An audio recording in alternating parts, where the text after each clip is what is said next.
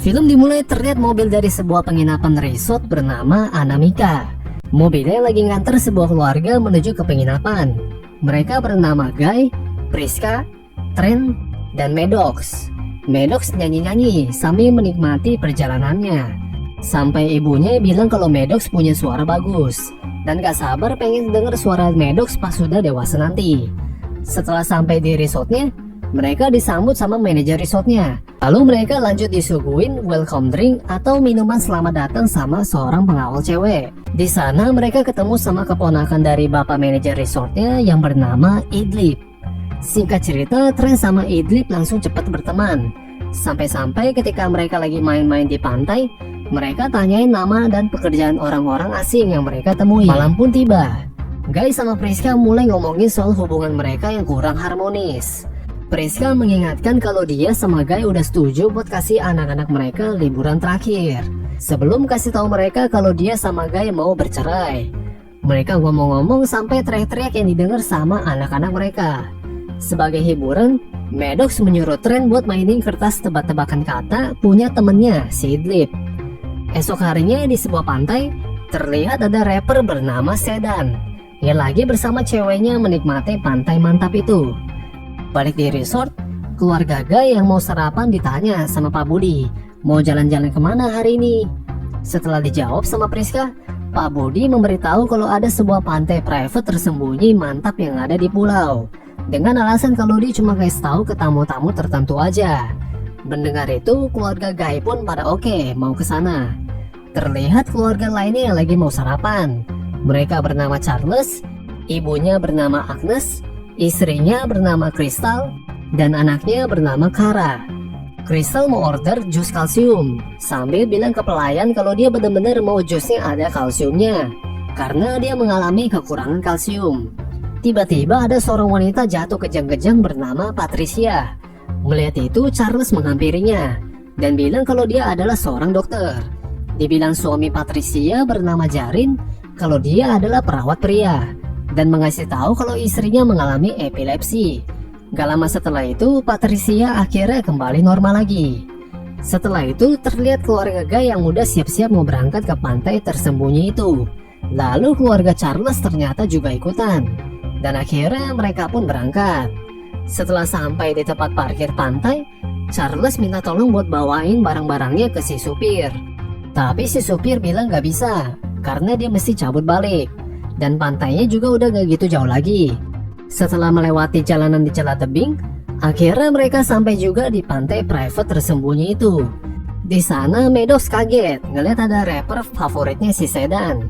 Cuma ayahnya nyuruh jangan ganggu karena dia lagi liburan. Singkat cerita, ketika Trent lagi main umpet-umpetan, dia dikagetin sama seorang mayat yang mengapung menuju dia, yang membuat Trent langsung laporin ke ayah ibunya. Mengetahui itu, mereka pun angkat mayat itu, yang ternyata adalah mayat ceweknya si rapper Sedan. Si Sedan pun menghampiri, dan terlihat dia mimisan, sekaligus dilihatin sama orang-orang. Sedan beralasan kalau dia lagi nungguin ceweknya, karena ceweknya main-main air sendirian. Jadi dia nggak tahu apa yang terjadi. Tapi Charles nggak percaya sama apa yang Sedan bilang. Tiba-tiba ada sesuatu aneh yang dialami Agnes di dadanya. Begitu juga Trent yang celananya makin ketat. Gak lama setelah itu datang dua orang yang baru sampai, yaitu si Jarin sama Patricia. Mereka langsung dikabarin kalau ada mayat di pantai. Tiba-tiba Crystal memberitahu Charles kalau ada terjadi sesuatu yang gak beres sama Agnes. Lalu Jarin mau coba cari sinyal HP di tempat mereka diturunin sama si supir. Namun ketika dia mau lewatin tebingnya, tiba-tiba dia mengalami pusing-pusing dan pingsan. Dia terbangun kembali di pantai dan bilang kalau dia mengalami ada tekanan di kepalanya. Sementara itu Agnes bilang kalau dia cuma mengalami shock aja dan meminta Charles buat bantu orang-orang lainnya. Lalu datang Priska minta pertolongannya si Charles kalau anaknya mengalami sesuatu yang gak beres juga. Belum lama mereka mau menuju ke anak-anak Priska, tiba-tiba Crystal teriak kalau Agnes sudah gak bernafas lagi. Mengetahui itu, sontak Charles menolong ibunya. Namun ibunya udah meninggal duluan. Setelah itu, ketika Trent sama Maddox lagi bersama Jarin sama Patricia, datang Priska yang menanyakan ada lihat anak-anak saya. Mendengar itu, Jarin sama Patricia bilang, "Loh, ini anak-anak kamu di depan." Terlihat Guy datang juga, dan mereka pun seakan gak percaya melihat anak-anaknya yang tiba-tiba udah gede. Sementara itu terlihat Sedan yang mau kabur dari pantai. Yang dilihat sama Charles sampai bilang, nah kan. Charles langsung mengejarnya sampai ke celah tebing, dan mereka pun mengalami pusing-pusing dan pingsan. Mereka pun bangun kembali di pantai. Ya langsung dikomentarin Charles kalau dia ngerasa kayak lagi di dalam laut yang sangat dalam. Mereka mau coba lagi sama orang-orang lainnya, namun hasilnya sama, pingsan juga. Selanjutnya terlihat Charles keluarin pisau dari sakunya dan langsung menebas pipinya Sedan. Lalu tiba-tiba Charles bilang kalau dia nggak tahu kenapa dia ngelakuin itu. Terus bilang sorry karena dia mengalami penyakit bernama skizofrenia, yaitu penyakit gangguan mental yang bisa bikin penderitanya suka halu. Gak lama setelah itu Sedan gak ngerasa sakit lagi, cuma kaget aja. Dan terlihat lukanya yang udah sembuh, cuma ninggalin bekas doang. Sambil dilihatin sama orang-orang yang menjadi heran, Sedan lalu yakinin orang-orang kalau dia udah ketakutan, cuma pengen balik ke kamar hotelnya. Karena liburannya seharusnya bisa bikin dia sama ceweknya santai. Dia juga memberitahu kalau dia ada mengalami penyakit langka bernama hemofilia, yang merupakan penyakit gangguan pembekuan darah. Jadinya pendarahan Sedan bakal berlangsung lebih lama, makanya dia terlihat mimisan terus-terusan. Mendengar itu, orang-orang pun mulai pada menduga macam-macam kalau ada sesuatu aneh yang terjadi, sampai-sampai nyangkut ke virus. Ketika semua orang lagi kumpul-kumpul buat sharing asal-usul liburan mereka, tiba-tiba Priska pingsan. Yang dibilang Guy kalau Priska ada tumor di perutnya, cuma tumornya masih kategori kecil banget. Setelah diperiksa sama Jarin, ternyata tumornya bisa dirasain dan besarnya kayak bola. Mengetahui itu, Jarin menyarankan ke Guy untuk bedah perutnya buat bisa angkat tumornya. Guy pun mau gak mau harus setuju buat dibedah, karena tumornya bakal ngebunuh istrinya. Ketika Charles mau ngebedah, tiba-tiba dia kumat halu lagi. Setelah ditenangin, mulailah Charles ngebedah perutnya Priska. Tapi ajaibnya lukanya ketutup lagi. Charles ngebedah lagi, namun kali ini lukanya ditahan sama orang-orang. Dan akhirnya tumornya keangkat juga. Priska pun sadar kembali dan dikasih tahu kalau suaminya lah yang memilih buat angkat tumornya keluar. Priska pun bilang kalau dia sekarang lebih sehat. Selanjutnya Sedan mau cek mayat ceweknya lagi. Lalu tiba-tiba kaget pas ngeliatnya. Jadinya dia panggil orang-orang buat lihat. Yang ternyata mayatnya udah jadi tengkorak. Priska yang seorang tukang gali buat fosil-fosil di museum menebak kalau seharusnya daging dari seorang manusia bakal hilang sekitar dalam 7 tahun. Tapi manusianya ini langsung jadi tengkorak dalam 3 jam doang. Priska lalu memberitahu kalau tulang belulangnya normalnya bakal hancur menjadi debu dalam 30 tahun. Tapi di pantai ini kurang dari 20 jam aja setelah mati bakal jadi debu. Dari sini orang-orang mulai menduga kalau ada terjadi sesuatu sama pantainya. Priska pun berpikir dari pertemuan yang dialami Trent sama Maddox, setengah jam berlalu berarti sama dengan bertambahnya usia 1 tahun. Yang berarti juga dalam 1 hari sama dengan bertambahnya usia hampir 50 tahun. Mengetahui itu, Jarin menduga ini semua gara-gara sel-sel di dalam tubuh menjadi cepat banget kalau berada di pantai cepat mati ini. Terus juga kalau mau tinggalin pantainya kayak berenang dengan cepat ke permukaan setelah berada di kedalaman laut, sehingga tubuh gak bisa menyesuaikan kembali. Makanya tiba-tiba pingsan kalau mau coba-coba kabur. Selanjutnya mereka mau cari Trent sama Kara yang gak ada. Terlihat Trent sama Kara yang lagi di tenda yang udah makin gede. Kara bilang kalau dia ketakutan dan tiba-tiba pikirannya udah berubah bisa berpikir lebih dewasa. Setelah mereka keluar, mereka melihat orang tua mereka yang lagi cari mereka. Dan terlihat Kara yang tiba-tiba udah hamil. Melihat itu, Jarin menebak kalau Kara lagi dalam kehamilan 5 bulan. Jadi dalam 20 menit aja Kara udah bisa buat lahiran. Mendengar itu, Trent sama Kara jadi kaget dan mulailah Kara buat lahiran. Trent dikasih tahu ayahnya kalau apa yang Trent lakuin itu adalah cara buat baby. Trent membalas kalau dia pikir buat baby itu perlu lakuin 10 kali. Kagak, sekali aja udah bisa, kata ayahnya. Trent lalu bilang oke, kalau gitu aku akan langsung nikahin Kara. Dan akhirnya bayinya pun lahir. Tapi tiba-tiba bayinya langsung meninggal karena waktunya terlalu cepat buat bayi bisa selamat. Melihat itu, Trent pun marah-marah.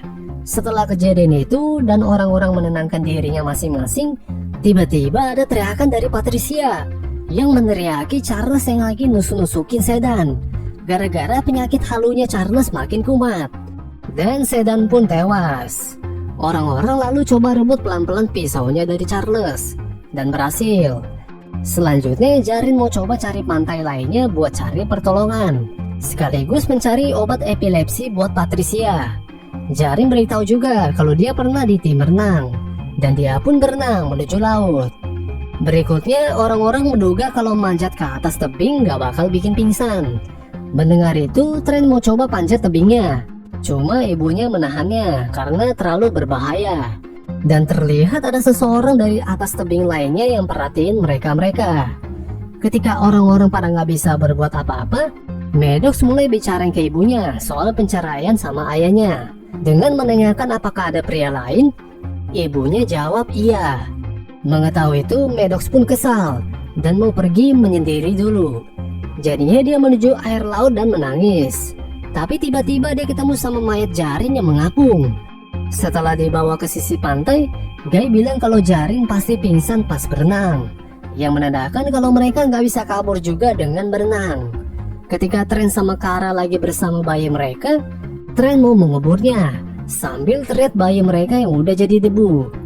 Selanjutnya Kara mau coba kabur dengan manjatin tebing.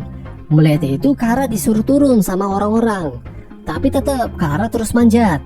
Sampai suatu ketika Kara berhenti mendadak, yang dilihat orang-orang kalau Kara mulai pingsan dan dia pun jatuh dari tebing sekaligus mengenai batu besar yang ada di bawah.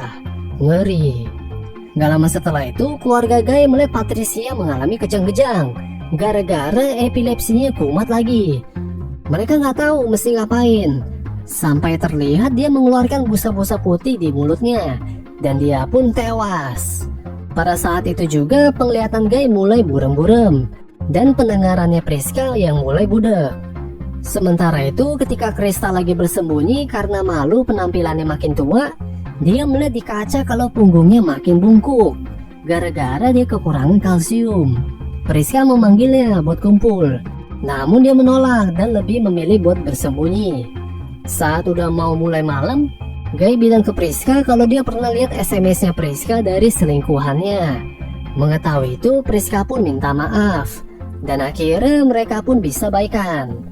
Lalu ketika Trent sama Maddox lagi nyari-nyari bahan buat api unggun, Maddox ada ketemu buku dari orang yang pernah berkunjung ke pantai cepat mati ini sebelumnya. Di dalam buku itu ada tulisan yang memberitahu kalau bebatuan di pantai ini yang terendam di bawah laut selama jutaan tahun yang diendapkan dengan mineral khusus menyebabkan sel-sel pada tubuh manusia menua dengan cepat. Lalu di halaman selanjutnya ada banyak nama-nama orang berserta alamatnya yang bersama si penulis selama di pantai saat itu. Tiba-tiba Trent ngeliat ada kamera di atas tebing yang lagi ngerakamin mereka-mereka. Trent menduga kalau orang resort lah yang melakukannya. Malam pun tiba dan terlihat Charles ambil pisau dari tasnya Priska. Guy yang matanya udah buram merasakan ada seseorang di kegelapan. Charles pun datang dengan penyakit halunya yang sangat kumat. Jadinya dia mulai menyerang Guy. Priska yang di samping Guy sontak langsung melindunginya. Lalu Guy menyuruh Priska buat sembunyiin anak-anak, sementara Guy akan menahan Charles. Terlihat Trent ada dapat korek api. Gak lama setelah itu datang Priska yang langsung bilang ke mereka buat bersembunyi. Trent sama Maddox pun bersembunyi di balik celah tebing, tapi mereka ada mendengar suara orang di sana. Mereka nyalain korek api yang ternyata itu adalah Kristal yang ngumpet di celah tebing. Mereka terus liatin Kristal sampai Kristal kesel mau lempar batu ke mereka. Cuma karena udah gak ada tenaga dari kalsiumnya, jadinya batunya jatuh ke lengannya. Terlihat tangannya yang udah bengkok, terus dia kepleset. Jadinya dia panik gak bisa berdiri lagi, sampai bentuk tangan kakinya jadi gak karuan dan dia pun meninggal. Balik ke Guy yang masih terus diserang sama Charles. Tiba-tiba muncul Priska yang langsung menyerang tangannya Charles, yang ternyata serangan itu dari pisau yang udah karatan. Jadinya karatnya bereaksi seperti racun yang cepat menyebar di tangan Charles hingga sampai ke kepalanya, dan dia pun mati. Setelah kejadian itu, Maddox pun mulai nyanyi sebuah lagu yang pernah dia nyanyiin saat mereka lagi berangkat menuju resort pakai mobil. Dan akhirnya Priska bisa dengar suara nyanyian Maddox yang udah dewasa, sesuai keinginan Priska sebelumnya. Lalu Guy menanyakan ke Priska, "Kita pernah berantem ya?" Priska jawab iya. Tapi Guy udah gak ingat lagi kalau mereka pernah berantem, yang menandakan kalau Guy sekarang udah pikun dan gak ingat apa-apa. Yang dia lihat sekarang adalah pantai yang sangat indah. Mereka bersenderan dan Guy pun meninggal, yang dilanjuti Priska yang meninggal juga. Esok harinya terlihat Trent yang udah berumur 50-an. Begitu juga kakaknya Maddox. Mereka memutuskan buat coba kabur lagi. Tapi sebelum itu mereka main-main bikin istana pasir dulu. Di tengah main-main, Trent jadi keinget kalau temennya Idlib ada kasih kertas tebak-tebakan kata yang belum pernah dia pecahin. Jadinya dia ambil kertas tebak-tebakan itu. Setelah dipecahin, ternyata itu berisi pesan kalau pamannya Idlib si Pak Budi gak suka sama karang. Mengetahui itu, mereka yakin kalau batu-batu karang yang muncul di permukaan depan mereka adalah jalan keluarnya. Trent yakin juga kalau Idlib bermaksud mau coba selamatin Trent dan kawan-kawan. Trent sontak ambil buku yang pernah mereka dapat sebelumnya, dan mereka pun mulai berenang menuju batu karang itu. Di tengah berenang di sekeliling karang, Maddox suwe karena kakinya kesangkut sama karang. Mengetahui itu, Trent pun berusaha bebasin Maddox. Sementara itu, ada seseorang lagi perhatiin mereka muncul atau enggaknya. Dan orang itu ternyata adalah si supir yang selama ini perhatiin orang-orang di pantai cepat mati itu. Si supir pun melapor ke orang resortnya kalau Trent sama Maddox mati tenggelam. Setelah mengawasinya, si supir balik menuju tempat penuh dengan para peneliti yang lagi eksperimen. Dan terlihat si Pak Budilah dalang di balik semuanya, beserta perusahaan farmasi bernama Warren & Warren yang bekerja sama dengan resortnya Pak Budi. Pak Budi menyebut kalau keluarga Guy dan keluarga-keluarga lainnya adalah uji coba ke-73 mereka. Dari sini terungkap bahwa resortnya Pak Budi adalah kedok bagi tim penelitinya yang melakukan uji klinis obat medis baru dengan menggunakan keluarga yang salah satu atau lebih anggotanya ada penyakit fisik atau mental tertentu sebagai subjek uji coba. Pantai matinya emang benar secara alami bisa mempercepat kehidupan para tamu. Jadinya para peneliti telah mampu menyelesaikan uji coba membuat obat yang memakan waktu seumur hidup menjadi cuma sehari aja. Pak Budi lalu percaya dengan mengorbankan beberapa tamu hotel pasti akan menyelamatkan jutaan nyawa dengan obat yang mereka kembangkan. Setelah Pak Budi bicara, para peneliti dan orang-orang resort pun lanjut mau nipu ke tamu-tamu lainnya yang berpotensi. Balik di tempat resort, terlihat seorang polisi didatangin sama seseorang sambil dikasih sebuah buku, yaitu buku dengan nama-nama orang yang hilang yang ditemuin Trent sama Maddox, yang membuat si polisi melapor ke teman-teman polisinya. Sementara itu ada tamu lain yang disambut sama Pak Budi. Ketika Mbak Ayu mau kasih mereka minuman, tiba-tiba minumannya disenggol sama seseorang, dan terlihat Trent sama Maddox yang ternyata selamat. Lalu Trent pun tunjukin kertas tebak-tebakan katanya ke Idlib. Balik ke flashback ketika mereka lagi susah buat lepasin kainnya Maddox dari karang. Terlihat ternyata karangnya jadi retak. Jadinya mereka bisa langsung cabut karangnya. Setelah ambil nafas dulu di permukaan yang bolong, akhirnya mereka pun selamat juga sambil dikelilingi sama ikan-ikan. Trent sama Maddox lalu diselamatin pakai helikopter dengan laporan kalau para polisi udah tangkepin semua orang-orang resortnya.